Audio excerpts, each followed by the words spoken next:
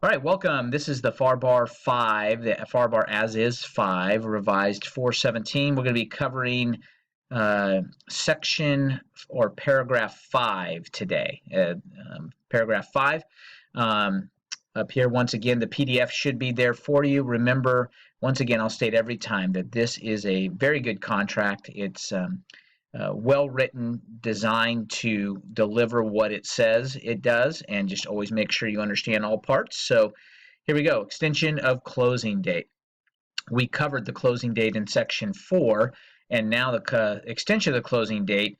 There has been some recent developments, and if that's what paragraph A is all about. It says if paragraph 8B is checked, which means we're having financing, and closing funds from the buyer's lender are not available, it means that by the way, 8B, if you remember that's the financing, or that you'll see in the financing section, I'm sorry, coming up, that 8A is if we check cash. All right, but 8B, if that's checked and the closing funds from the buyer's lender are not available on the closing date due to the Consumer Financial Protection Bureau closing disclosure delivery requirements. It's called CFPB. This is recent developments through TRID. It's through the Dodd-Frank issue when we had all these issues going on with the lenders and the banks failing and so on and so forth. And part of what they did is they redid the closing document, trying to make it more clear for agents, I'm sorry, for clients and for the general public. So they've now given a requirement that the consumer, the buyer in particular, has a right to review, and the bank has a right to review the final closing document for at least 3 days prior to closing. And this paragraph right here says that if it needs some more time because we have to wait for that to occur, and that's the specific reason, okay, is that it's due to this right here, then all parties agree that the closing will be extended to such period necessary to satisfy the CFPB requirements, provided such that the period shall not exceed 10 days. So there's a 10-day limit on that. That's the maximum that it would ever go over. So that's what that's all about. Just make sure you're aware of it.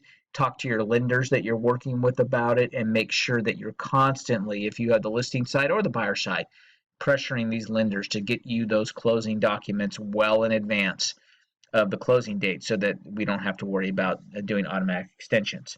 Part B, here, subparagraph B is in an event constituting force majeure. This is just basically an act of God is another way of thinking force majeure. If like a hurricane, a storm, earthquake, tornado, whatever, causes services essential for closing to be unavailable, including the unavailability of utilities or issuance of hazard, wind, flood, or homeowners insurance. There are many times that they will stop, especially in the state of Florida. If we have, during hurricane season, if we have hurricanes in a specific, what's called in the box, that means that they're inside a specific parameter or set range of the coast of Florida, then they will cease writing homeowners insurance. So be aware of that. Sometimes you can cut that off at the pass by making sure you bind insurance prior to that, but just be aware. But if all that is done and there is a justifiable reason, the closing date shall be extended as provided in Standard G. Now, Standard G is in the later portion of this contract. We will read that later. If you want to jump ahead and go read it now, that'd be great. But Standard G will cover that. So if you are stuck on this and you want to also, once I get the class recorded on Standard G, you'll have that as well. That covers those two. There's the automatic extension due to CFPB, and also extensions that are available automatic, that all parties agree if there is a force majeure or like I said, an act of God that causes a delay or the unavailability of utilities or the ability to get insurance and so on and so forth.